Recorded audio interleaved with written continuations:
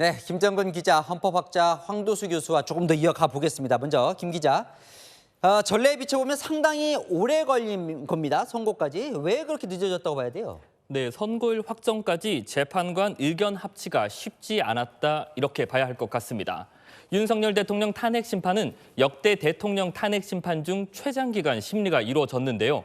이렇다 보니 재판관 사이에 갈등이 불거졌다거나 재판관 의견이 5대 3으로 갈라져 선고 날짜를 못 정하고 있다는 설까지 흘러나오기도 했습니다. 그러니까요. 그렇게 장기간 숙고를 하다가 오늘 선고 날짜가 나왔습니다. 이건 어떻게 나온 거예요? 네, 헌법재판관들 평의 시간에 답이 있었던 것 같습니다. 헌재는 최근 들어 평의 시간을 한 번에 30분에서 1시간 정도로 줄였는데요.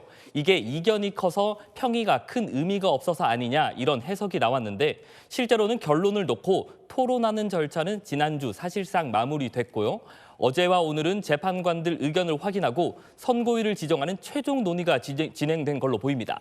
사실 여야는 모두 다 이 두 재판관의 퇴임 날짜인 4월 18일 넘기면 안 된다 이런 얘기를 했었거든요. 자, 이게 좀 영향을 미쳤을까요? 네, 4월 18일 문영배 이미선 재판관이 퇴임하는 날짜인데요. 두 재판관이 퇴임하면 헌재가 다시 재판관 6인 체제가 되거든요. 이 부분에 대해 재판관들이 상당한 압박감을 가지고 4월 18일 전 선고에 합의한 걸로 보입니다. 교수님, 그러니까요. 최근 이 재판관의 평의가 점점 짧아졌습니다. 이게 이제 오늘 선고일로 가기 위한 이게 단계였다고 봐도 되는 겁니까? 사실은 이미 이렇게 짧아지기 시작할 때는 평의는 이미 끝난 상태다. 예. 다시 말해서 재판관님들의 심증은 각자 굳어진 상태였다고 볼 수 있고요.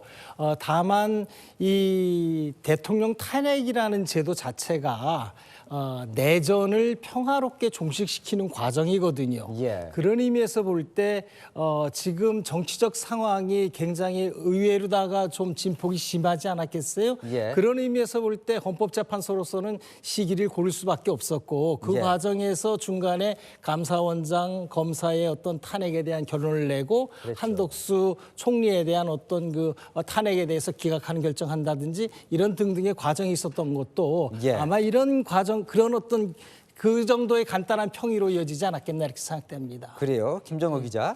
사실 이제 철통 보안 때문에 내부 분위기가 정말 궁금했는데 어때요? 재판관 간에 이견이 있었다고 봐야 됩니까? 네, 그간 헌재를 둘러싸고 김복형 재판관과 이미선 재판관의 의견 충돌이 심하다는 이야기도 나왔는데요.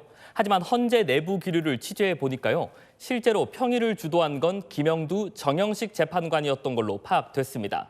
실제로 공개 변론에서도 두 재판관 중심으로 질의가 이루어졌는데 재판관들 사이의 조율과 중재 역할도 두 재판관을 중심으로 이루어졌던 것 같습니다. 그래요? 자, 교수님, 헌법연구관으로 이제 근무도 해보셨으니까요. 실제로 토론이 격해지면 예. 재판관들 사이에 그게 고성이 오가기도 합니까? 아주 심하죠. 아주 심해요. 예. 요즘에는 헌법재판소 그 평의실이 예. 3층에 굉장히 그 조용한 상태로다가 방음이 잘 된 상태로다 돼 있기 때문에 크게 소리가 잘 안 들리는데 예. 제가 근무할 때는 사대부고죠. 사대부고 학교 건물을 쓰고 있었기 때문에 예. 2층에 평의실이 있었는데 제가 1층에서 근무할 때 조용하던 평의 시간이 벼랑간에 고성이 좀 오가요. 예. 그러다가 심하면 우당탕 쿵탕 뭐 거의 멱살 잡고 뭐 벌상 책상이 날아다니는 그런 소리가 들릴 정도로다가 그래요? 그렇게 심합니다. 그러다가 벼랑간에 조용해져요. 예. 그때는 뭐냐면 그때 당시 조규광 소장님께서 휴회를 잠시 하신 다음에 그 복도에서 담배 피시는 시간.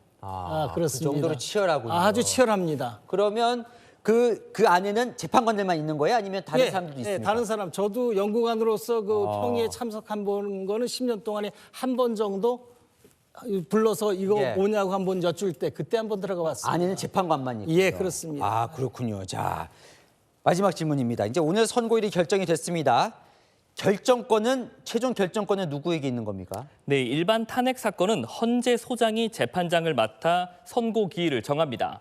하지만 대통령 탄핵 사건 같은 중요 사건은 아무리 헌재 소장이라고 해도 주심 재판관의 의견을 존중하지 않을 수 없는데요. 오늘 선고일 결정 과정에도 이번 사건 주심인 정영식 재판관의 의견이 반영됐다고 봐야 할 것 같습니다.